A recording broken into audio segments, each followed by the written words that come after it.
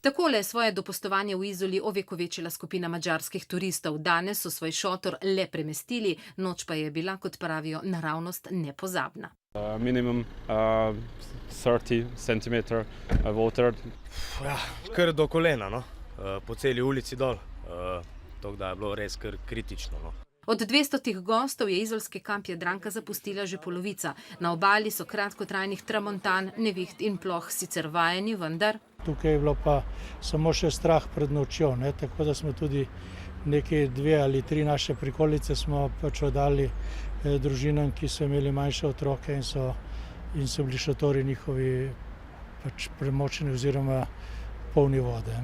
Na razdejanje smo naleteli tudi v Ankaranu. Minula noč za marsikoga ni bila lahka.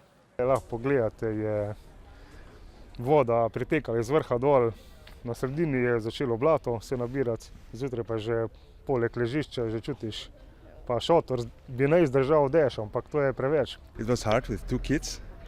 We were a little bit afraid because of the thunderstorm, but it worked out well. Stamattina ho notato diversi anche i nostri amici sono andati a casa. Smo naredili otoke. Ja, tako da ni bilo hudega, no. I didn't get a lot of sleep last night. There was a lot of rain and a lot of thunder. V avtokampu Adria je bilo še včeraj okrog 1000 gostov.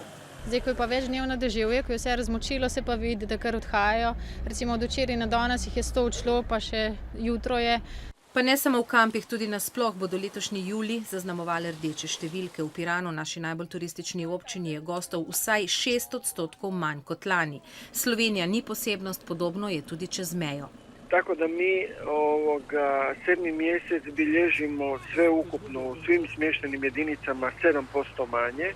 Turistični delavci tako vse svoje upe polagajo na avgust, čeprav je malo verjetno, da bi izgubljeno lahko nadoknadili.